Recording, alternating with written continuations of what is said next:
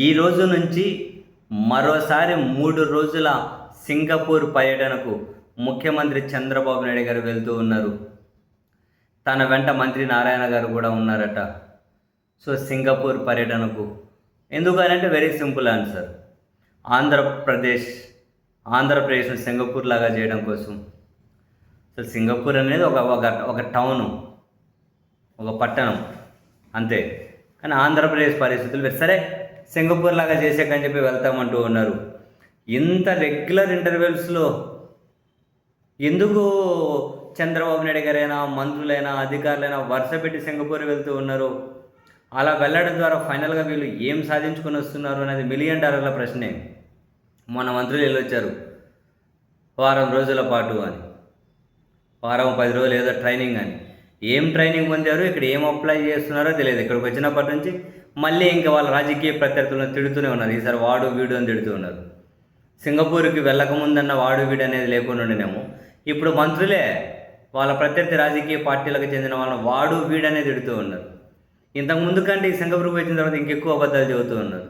Seriously వరుస పెట్టి అంతకుముందు లోకేష్ గారు వెళ్ళొచ్చారు సింగపూర్కి. చంద్రబాబు నాయుడు గారు కూడా మొన్న లాస్ట్ సంవత్సరమే వెళ్ళొచ్చారు. ఇంకా సంవత్సరం కూడా కాలేదేమో సింగపూర్కి వెళ్ళేసి వచ్చి. ఇప్పుడు మరోసారి మళ్ళీ సింగపూర్కి వెళ్తూ ఉన్నారు. అసలు క్లియర్గా అర్థం కాదంటే ఇన్నిసార్లు పోతూ ఉన్నారు. మధ్యలో అధికారులు వెళ్ళారు, మినిస్టర్లు వెళ్ళారు. ఏం సాధించుకొని వస్తూ ఉన్నారు అని. ఖర్చు అయితే విపరీతమైన ఖర్చులే కదా. ఏం సాధించుకొని వస్తూ ఉన్నారు అని ఏమనంటే ఆంధ్రప్రదేశ్ అభివృద్ధి కోసం, అభివృద్ధి నిరోధకులకు ఏమర్థమవుతుంది, ఎవరెవరైనా ప్రశ్నించిందంటే పేటీఎం వాళ్ళకి ఏమర్థమవుతుంది, గొడ్డలి పార్టీ వాళ్ళకి ఏమర్థమవుతుంది, అర్థమయ్యేటట్టు చెప్పండి ఏం చేస్తున్నారనే కదా అడగడం. అసలు వరుసపెట్టి సింగపూర్ అని కాదు, వరుసపెట్టి విదేశీ పర్యటనలకు నాకు తెలిసి ఆంధ్రప్రదేశ్లో రోజు ఎవరో ఒకరు అధికార మంత్రి ఎవరో ఒకరు విదేశాల్లోనే ఉండేటట్లున్నారు. ఒక మంత్రి, ఒక ఉన్నతాధికారు. మొన్ననే కదా లోకేష్ గారు రష్యా వెళ్ళొచ్చారు. ఇప్పుడు మళ్ళీ చంద్రబాబు గారు సింగపూర్ వెళ్తున్నారు.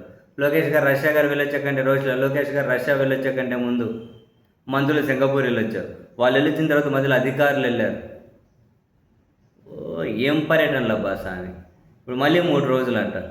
మరి ఇంకా సింగపూర్లో మనం ఏమేమి ఫోటోలు చూస్తామో చూడాలి. చంద్రబాబు గారు వెళ్తున్నారు కదా ఈ రోజు నుంచి 3 రోజులు.